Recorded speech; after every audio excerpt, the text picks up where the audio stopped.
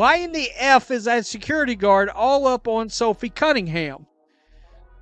And look, I think there is a reason she got up in Sophie's face. And I don't think there was any need to sort of bow up to. It all happened in a flash. 1 second, it was pure elation, the kind of unfiltered joy that sport are all about. The next, a shocking confrontation that left everyone watching in absolute disbelief. Sophie Cunningham, a player literally held together by a leg brace, was just celebrating her team's hardest-fought victory. But in the eyes of the WNBA's own security, she was apparently a threat that needed to be stopped. The video clip is jarring. The celebration is roaring around them, and this one guard zeroes in on Sophie, getting right in her face, barking orders like she's dealing with a court-storming fan. But the question that erupted online within minutes was the most obvious one: why her? Why was Sophie Cunningham, and only Sophie Cunningham, singled out in this moment of triumph? What you're about to see is a breakdown of an incident that exposed what many fans believe is the WNBA's ugliest open secret.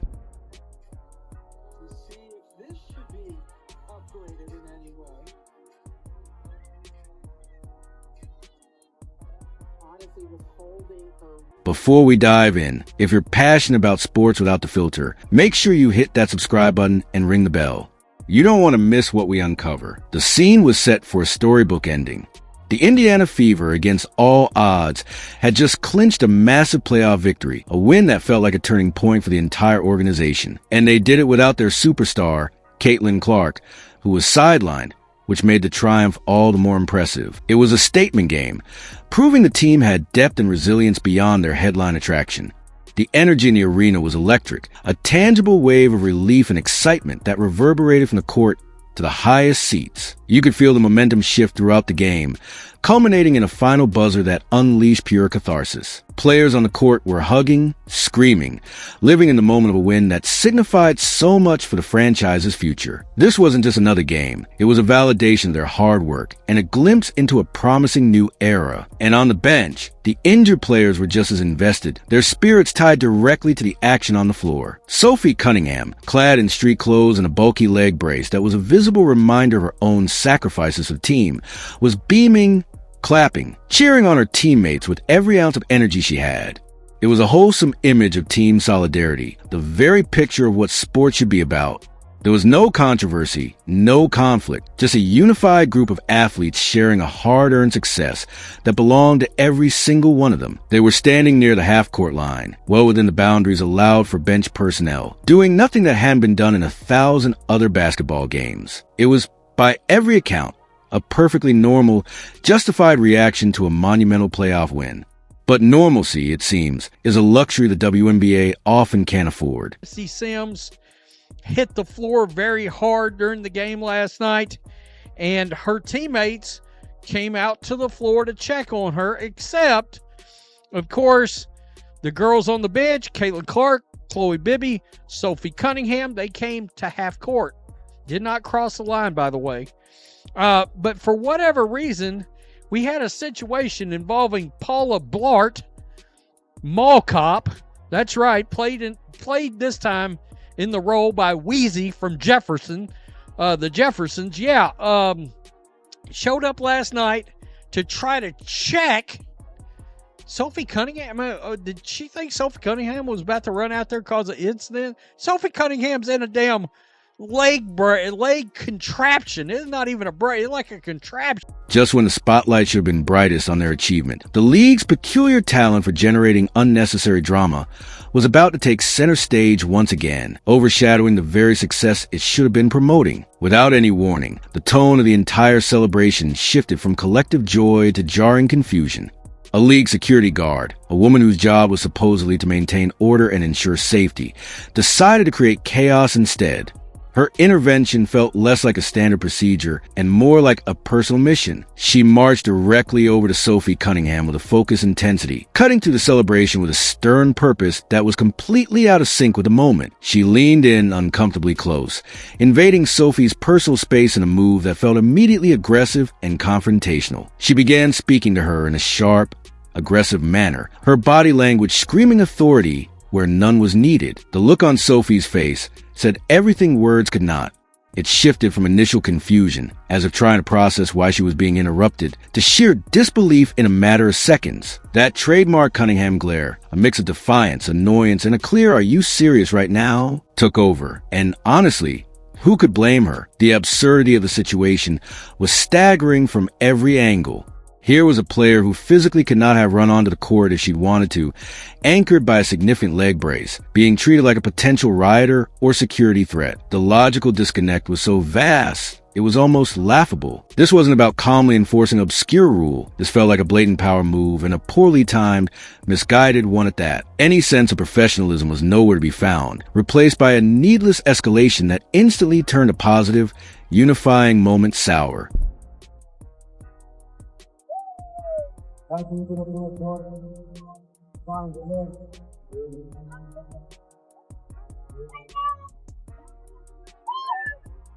Nice fucking game. Well done.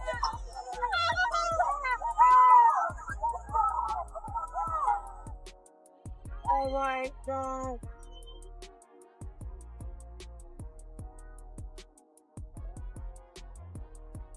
The guards' actions didn't de-escalate the situation. They manufactured one, leaving everyone watching, both in the arena and later online, wondering what possible justification could exist for such a targeted and aggressive act against a celebrating athlete. As you'd expect, the clip didn't just fade away into the endless scroll of the internet. It went nuclear, igniting a firestorm of commentary and critique. Social media platforms exploded with outrage within minutes of the video surfacing, with the incident quickly climbing into trending topics. Fans weren't just angry about the specific incident. They were connecting dots to a larger pattern they perceived within the league. The conversation instantly shifted from "wow, what a win for the Fever," to "what in the world was that about?" and then, more pointedly, to "why is it always Sophie?" Comment sections on Twitter, YouTube, and Instagram were flooded with viewers who saw the interaction for what it appeared to be, a blatant and public humiliation that seemed entirely unprovoked. I think we all know that if there's one thing that male sports fans want to see in their spaces and on their screens, it's more of me. But the Real fuel was added to the fire when amateur sleuths and dedicated fans did a little digging of their own. They scoured social media for other angles from the exact same moment, piecing together a fuller picture of the celebration. The footage they uncovered revealed a detail that transformed the story from an isolated, perhaps explainable incident to a full-blown scandal demanding answers. Sophie Cunningham was not alone in her actions. Standing right beside her, in the same vicinity, celebrating in the exact same exuberant way, were her famous teammates Caitlin Clark and Chloe BBY. All three were sharing the moment. All three were equally close to the court line. All three were part of the same celebratory gesture. But the security guard's path was unmistakably specific. She didn't even glance at Clark. She didn't acknowledge or speak to BBY. She made a deliberate, unwavering beeline for Sophie, singling her out from the group. This visual evidence was damning. It conclusively showed that this wasn't a general warning to the entire bench about their positioning. This was, by all appearances, a targeted action aimed at one individual, raising the inevitable and troubling question: why? So, the multi-million-dollar question remains: why? Why single out Sophie Cunningham from a group of equally celebrating teammates? To understand that, you have to look at her entire career trajectory and public persona within the league. Sophie has never been what you would call the media's darling. She's fiercely authentic, outspoken, confident to her core, and unapologetically herself in a way that can be disruptive to carefully managed narratives. She doesn't stick to a corporate script or offer sanitized sound bites. And in a league that often seems to prefer easily marketable, less complicated personalities, Sophie's genuine fire and edge have inevitably made her a polarizing figure. When she gets into an on-court skirmish, she's frequently labeled by certain media circles as the instigator, the villain. Yet, when other players show the same level of passion and intensity, they are often celebrated for their competitiveness and heart. This incident with the security guard felt to many like a simple extension of that same frustrating double standard playing out in a new, shocking context. If this had been another less contentious player in that same spot? Would the guard have felt compelled to intervene so aggressively? Many fans argue convincingly across platforms that the answer is a resounding no. They believe Sophie is consistently targeted because she represents a narrative the league can't fully control or package neatly. She's incredibly popular on her own terms, cultivating a massive, dedicated fan base that adores her precisely because she's real and refuses to be fake. But instead of leveraging that undeniable popularity, the WNBA's actions, from its perplexing marketing choices that often overlook her to this bizarre security confrontation, seem designed to subtly or not so subtly put her in her place. It creates a perception that being your authentic self is only welcome if that self aligns perfectly with the image the league wants to project. This moment is far bigger than just one argument on the sideline. It's a symptom of a much deeper, more persistent sickness within the WNBA's operational and promotional structure. Think about the consistent patterns over the last 2 years. Caitlin Clark enters the league with historic hype and is almost immediately subjected to a level of physical punishment that many observers felt was excessive and, crucially, often went unpunished by referees. The league's response to these concerns was repeatedly criticized as slow, ineffective, and dismissive, leading to widespread frustration. Then, you have moments of incredible individual brilliance, like Lexi Hull stepping up in this very playoff game to fill the void, performances that somehow get minimal promotion from the league's own media channels compared to other storylines. It all creates a persistent pattern where the league's actions, or lack thereof, consistently seem to undermine its own stars in most positive moments. They talk a big game about unprecedented growth and record ratings, but then they allow a scenario where the headline after a huge, franchise-altering playoff win is not about the game, but about a security guard yelling at an injured player on the sideline. It's a masterclass in self-sabotage that baffles outside observers. Casual fans tuning in for the excitement and athleticism see this kind of peripheral nonsense, and it confirms their worst suspicions about the league being more focused on internal drama than the quality of the sport itself. It's a terrible, recurring look that damages credibility, and it's one the WNBA, despite its growth, can't seem to escape. Each of these incidents chips away at the foundation of trust between the league and its fans, making it difficult to celebrate the genuine progress when it's so often overshadowed by preventable controversies. The fan reaction, as you can imagine, was absolutely brutal for the league.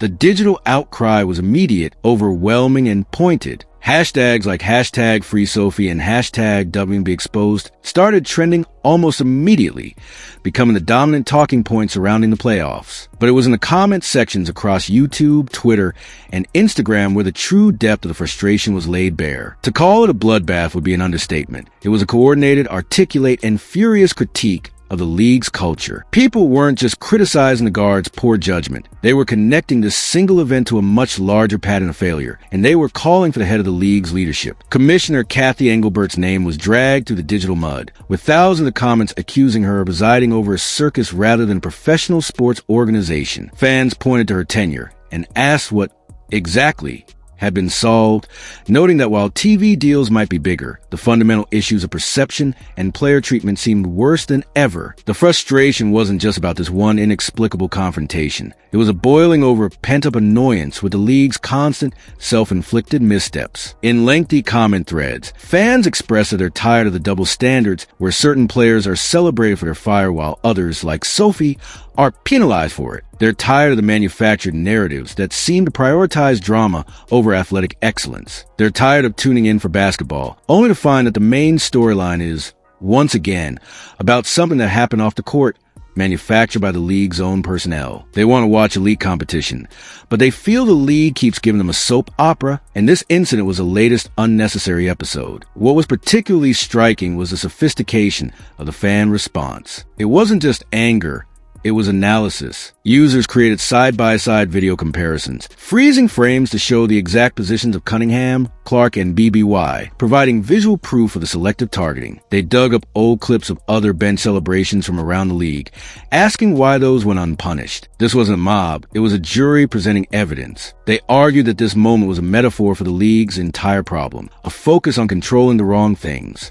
Instead of controlling the narrative by showcasing incredible talent, the league appears to try to control the players, and in doing so, loses control of its own public image. Comments point out the stark contrast between the WNBA's public messaging about growth and empowerment and the reality of a player being publicly disciplined for showing team spirit. Meanwhile, through it all, Sophie Cunningham handled the situation with a quiet, powerful dignity that stood in stark contrast to the chaos around her. She didn't lash out publicly on social media, she didn't give incendiary interviews, and she didn't create more drama. Her response was an action, which in this case spoke volumes. She simply stood her ground in the moment and then moved on, a subtle act of defiance that her fans loved.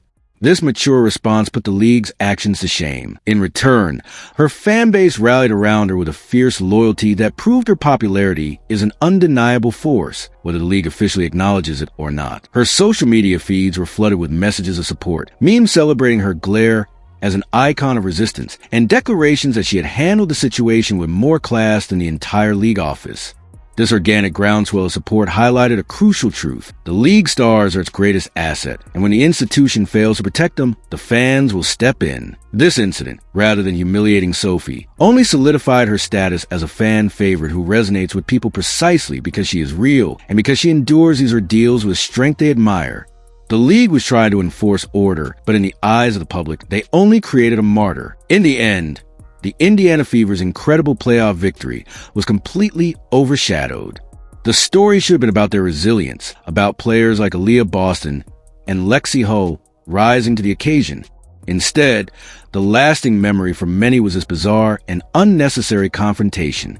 The WNBA had a golden opportunity to showcase the best of its product, a thrilling, competitive game ending in joyous celebration.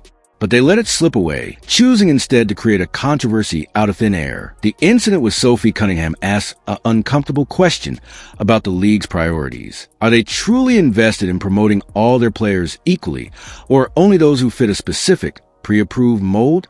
When a player can't even cheer for her team without being treated like a problem, it tells you everything you need to know. The fans have seen it, and they've made their opinion crystal clear. If the WNBA wants to be taken seriously as a major league, it needs to start acting like one. What do you think? Was this a simple misunderstanding, or was it a clear case of Sophie Cunningham being targeted for who she is? Let us know your thoughts in the comments below. If you found this breakdown revealing, show your support by liking this video and subscribing for more unfiltered sports analysis. Thanks for watching.